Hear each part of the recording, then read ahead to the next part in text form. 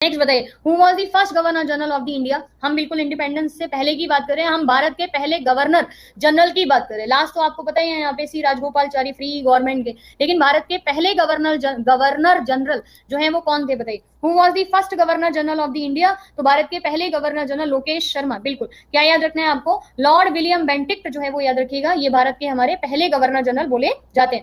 How many presidents of India so far were elected unopposed. अभी तक भारत के अंदर कितने हमारे पास प्रेसिडेंट हैं या राष्ट्रपति हैं जो 2 बार मतलब अनअपोज का मतलब होता है कि भाई 2 लोगों के बीच में चुनाव नहीं होंगे, हमेशा हम अनअपोज चुनेंगे, बिना किसी टेंशन के, बिना किसी इलेक्शन के, बिना किसी बात के। तो 2 लोग हैं, 3 लोग हैं, 1 लोग हैं या 4 लोग हैं अभी तक बताइए।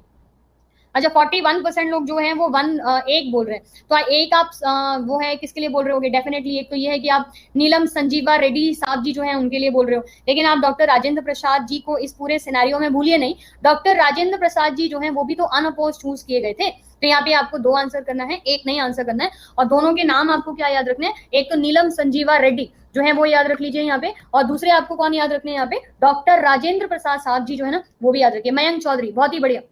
नेक्स्ट क्वेश्चन देखिए आपकी स्क्रीन पे यहाँ पे, in the parliamentary terminology what do we call a rule of legislative procedure under which a further debate on a motion can be stop. अच्छा, थोड़ा सा ना यहाँ पे पार्लियामेंट्री जो टर्म्स हैं वो भी अपन ने इस्तेमाल किए हैं, तो पॉलिटी के जो महारथी है ना आप में से, वो इनके सही आंसर दे पाएंगे। बताइए, इनमें से अगर मान लीजिए कि कभी भी ऐसा होता है कि हम रूल ऑफ लेजिस्लेटिव प्रोसीजर को, यानी कि विधायक प्रक्रिया का जो नियम जिसके तहत प्रस्ताव पे आगे बहस जो है ना वो रोकनी है, अब जो है ना किसी भी प्रस्ताव पे या किसी भी लेजिस्लेटिव प्रोसीजर पे कोई भी बहस नहीं होगी, तो स्टेटमेंट को हम क्या बोलते हैं, अखिलेश कुशवाहा। बहुत बढ़िया, क्लोजर नाम याद रख लीजिए। अगर मान लीजिए कि कोई भी ऐसी प्रोसीजर है, कोई भी ऐसा लेजिस्लेटिव प्रोसीजर है या कोई भी ऐसी चीज है जिसपे अब आगे बहस अपने को नहीं करनी है, तो आप क्या याद रखेंगे, उसके लिए एक पार्लियामेंट्री टर्मिनोलॉजी होती है जिसको क्लोजर बोलते हैं। ठीक है, क्लोजर।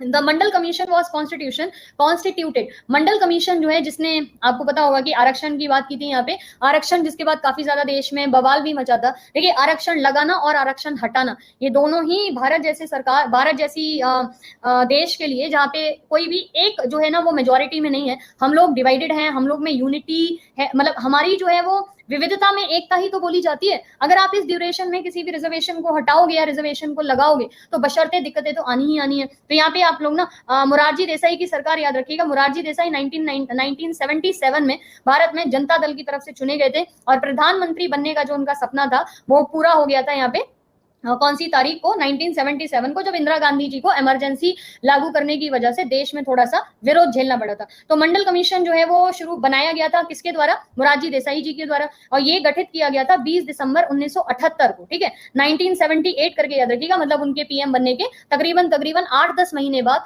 और 31 दिसंबर 1980 को मंडल कमीशन ने अपनी रिपोर्ट जो है वो जारी की थी, जिसमें उन्होंने रिजर्वेशन के लिए या कम्युनिटीज जो है वो बात की थी यहाँ पे। और उस टाइम पे जो प्रेसिडेंट थे वो भी याद रख लीजिएगा, नीलम संजीवा रेड्डी जी जो थे ना, वो उस टाइम पे हमारे भारत के राष्ट्रपति थे, है ना, तो प्रताप कुमार। बहुत बढ़िया यहाँ पे। नेक्स्ट बताइए question, which of the following cases involve the largest bench till date constituted by supreme court. निम्नलिखित में से किस मामले में सर्वोच्च न्यायालय की सबसे अधिक जजों वाली जो बेंच है वो शामिल है, बताइए। अभी इसमें तो कोई दिक्कत नहीं है। इससे पहले जो था वो गोलकनाथ का केस था।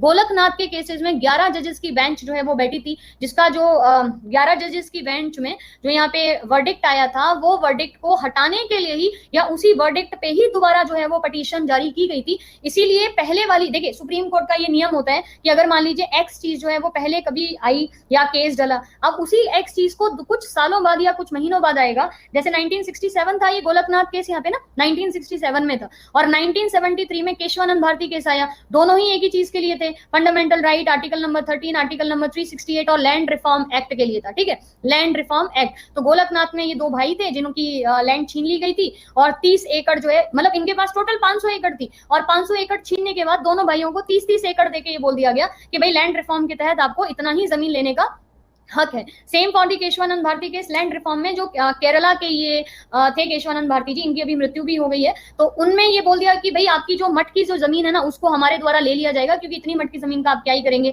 ये सरकार को देनी है। तो यहाँ पे 2 चीजों के लिए, मतलब 2 बार जो गया पिटीशन वो एक ही चीज के लिए था। तो पहले की बेंच अगर 11 जजेस की बेंच थी, तो दूसरी बेंच जो है वो उससे बड़ी होनी चाहिए, और 13 जजेस की ये बेंच थी। ठीक है, 13 जजेस की बेंच में 7:6 का वर्डिक्ट आया था। 7 मतलब फेवर में थे और 6 अपोज में थे। तो केशवानंद भारती केस याद रखिए, टॉक्सिक सनी, क्या बात है, बढ़िया, करेक्ट आंसर। नेक्स्ट बताइए, which among the following does not come under the purview of right to education। इनमें से अगर मैं आपसे ये बोलूं कि भाई राइट टू एजुकेशन के परव्यू में कौन सी चीज जो है वो नहीं आती है, तो आप क्या लिखेंगे? मतलब राइट टू एजुकेशन में आप जाके ना इसमें क्लेम नहीं कर सकते हो कि भाई हमारा राइट टू एजुकेशन है, आप सीट लीजिए, बताइए।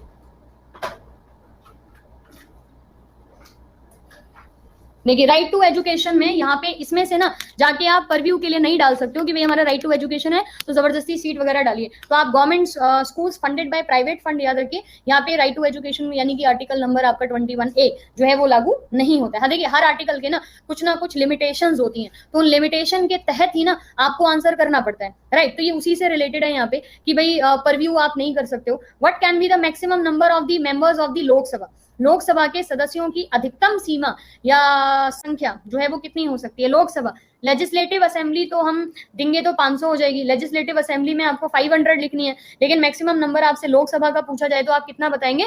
552। भाई देखिए दो जो है ना वो हमने 2019 में हटा दिए, लेकिन आपको फिर भी लर्न तो अभी करिए, यहाँ पे 552 लर्न करिए, 530 प्लस में 20 प्लस में 2, राइट। 2019 के इलेक्शन के बाद मतलब 2019 में ये अमेंडमेंट आया है जिससे दो जो लोग हैं ना उनको अभी हटा दिया गया है, लेकिन हमने यहाँ पे क्वेश्चन में मैक्सिमम नंबर लिखा है, मैक्सिमम नंबर। तो जब भी क्वेश्चन में देख लीजिए मैक्सिमम नंबर ऑफ मेंबर्स लिखा हुआ है तब आपको 552 ही देना है आंसर। लेकिन जिस सिर्फ ये लिखा रहे what can be the number of the members of Lok Sabha तो 550 लिख दीजिए, इलेक्टेड लिखा रहे तो 530 लिख दीजिए। तो जरा इस वर्ड को ध्यान से देखिए कि यहाँ पे आपसे क्या पूछा है, maximum 552, number of members of Lok Sabha 550 और इलेक्टेड मेंबर्स लिखा रहे तो 530 करके याद रखना है। लोकेश बिल्कुल करेक्ट यहाँ पे।